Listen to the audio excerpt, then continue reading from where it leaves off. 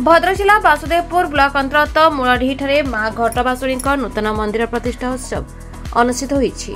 एही कार्यक्रम 3 दिन अनुष्ठित हेब। सोमवार दिन ठारू बुधवार 28/4/2025 तारीख ठारू 30/4/2025 तारीख पर्यंत अनुष्ठित हेब। प्रथम दिन कलश शोभायात्रा एवं घट तरण अधिवास संध्या समय प्रवचन, द्वितीय दिन में चंडी पाठ प्रसाद सेवन संध्या समय प्रवचन, तृतीय दिन में मंदिर शिखरी स्नान ध्वजारोपण देवींकर नूतन मंदिर प्रवेश पूर्णाहुति भजन संध्या 3 दिन जाक समस्त भक्त मान प्रसाद सेवन व्यवस्था रही। मंदिर प्रतिष्ठा श्रीमती गायत्री देवी दास श्रीयुत हेमंत कुमार मल्लिक समेत ग्रामवासी माने एवं वासुदेवपुर ब्लॉक विभिन्न ग्राम पंचायत मां भक्त माने उपस्थित थे। साधुचरण मां को महिमा कौन मां को महिमा बहुत नीलगिरी से बेतर फुड़ी रानी गाधुआ पत्र बर्तमान जगन्नाथपुर टमीराहार दांडर पड़ी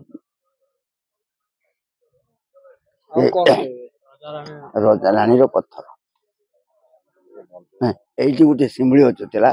से शिमिली गच जो चाहब ये माँ से गड़ पुड़ी जाए। रजा पचारा गाँव जो देवी कौन हाल गच आम गड़ पुड़ी ना से काश मास नदी पाखर घट बसुरी अच्छी से विश्राम हो गचु थाऊँगी गच चढ़ी तुमको घर पुड़ी ना कौन कर ना से गचु काटी देस मूल काटिदी जमी काटिदी ये कौन कला ना राति राति जाकि बेतर पुड़ी रानी गाधुआ पत्र बेतर पुड़ी नाचला आसिक राति पाईगला जगन्नाथपुर गत मां जो मंदिर आज स्थापित होइछे कोन कहबे कते खुशी अछि? बहुत खुशी अछि।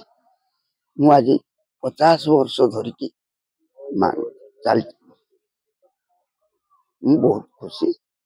मां एठी अनुष्ठान मां को ताकू मां बड़ी चली बहुत खुशी।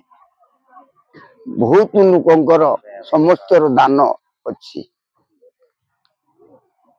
हेमंत कुमार मल्लिक बछदा आज ये मंदिर प्रतिष्ठा होची ये कार्यक्रम केते दिन चलियो कोन कहिबे मां घटबासुरी एटा विजयस्थली बहु पुरातन इंग्रेज समय मां विजयस्थली दशभुजा मां तांकर जराजीर्ण अवस्था मंदिरटा थिला। तेणु ग्रामवासी उद्यम आते बुद्धिजीवी ग्रामवासी उद्यम मंदिरटा प्रतिष्ठा अनेक प्रचेषा पर मंदिरटा होती।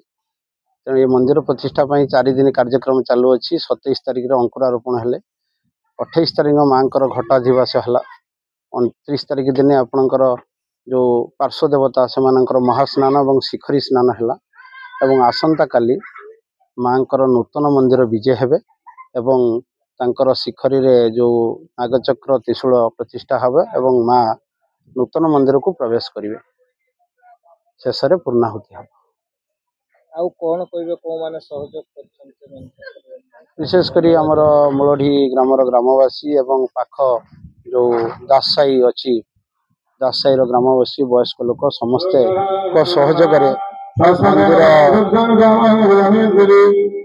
मंदिर प्रतिष्ठा करा जायछि एवं समस्त सहयोग पाई मंदिर आज छिड़ा हैछि।